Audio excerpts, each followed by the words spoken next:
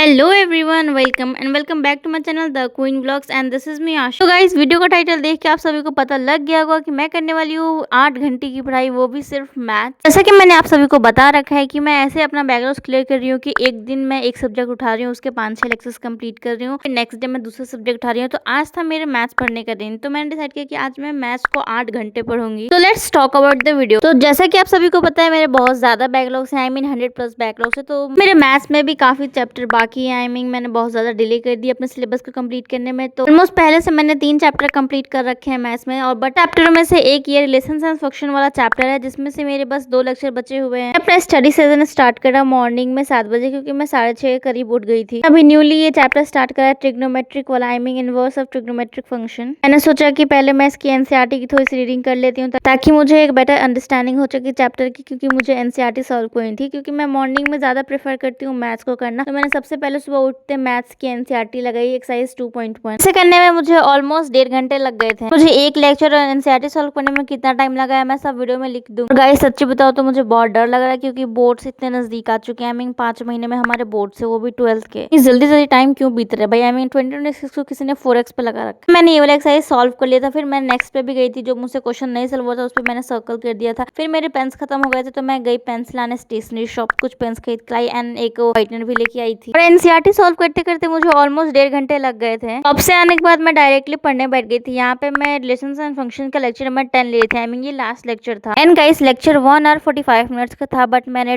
2.5 घंटे लगा के उसे कंप्लीट करा। उसके बाद से मुझे बहुत तेज भूख लगी थी, तो मुझे समझ नहीं आता कि मैं क्या खाऊं। फिर मुझे याद आया मैगी बनाती हूँ। अपने लिए नहीं बनाया था, सिर्फ मैंने अपने बहनों के लिए बनाया था। मैगी वैगी खाने के बाद मैंने 1-2 घंटे का तो ब्रेक लिया ही होगा, जिसमें मैंने बहुत सारे रील्स स्कोरिंग करी थी। बाद से मैं वापस से पढ़ने आ गई थी। यहाँ पे मैं करी थी इनवर्स ऑफ ट्रिग्नोमेट्रिक फंक्शन का लेक्चर नंबर 4, क्योंकि ये वाला लेक्चर ऑलरेडी मेरा पेंडिंग हो रखा था। इस लेक्चर को करने में मुझे ऑलमोस्ट 2.5 घंटे लग गए थे, क्योंकि लेक्चर्स बहुत बड़े होते हैं, क्वेश्चन सॉल्व करने में टाइम लगता है, फिर डीपीपी सॉल्व करो, तब जाके मैं एक लेक्चर को मानती हूँ कि ये वाला लेक्चर मेरा कंप्लीट हो चुका है। बहुत अच्छा मौसम हो रखा था, आई मीन बारिश जैसा। तो मैं चली गई छत पे। से आने के बाद मेरे नोट्स जो पेंडिंग थे नंबर 4 का, मैंने उसे कंप्लीट करा। फिर मैंने लेक्चर नंबर 5 लिया। लेक्चर नंबर 5 आई मीन 1 और 20 मिनट्स का था, तो उससे मैंने 2 घंटे में ले लिया। गाइस, आप लोग ही काउंट करके बताना कि मैंने कितने घंटे की पढ़ाई की फाइनल। ट्रिग्नोमेट्री वाला चैप्टर मैं कुछ ज्यादा तेजी से पढ़ रही हूँ। आई मीन मुझे 2 दिन स्टार्ट किए हुए चैप्टर हुआ है, मैंने 5 से 6 लेक्चर ऑलरेडी उस चैप्टर के ले लिए हैं। मैं 6-7 घंटे की मेरी मैथ्स हो चुकी थी, तो मैं बोर हो गई। तो मैंने सोचा कि मैं कोई और सब्जेक्ट पे स्विच करती हूँ, क्योंकि बोरिंग होने से क्या ही फायदा, एक ही सब्जेक्ट को समझ भी नहीं आएगा पढ़ने से। तो मैं यहाँ पे पढ़ रही थी फिजिकल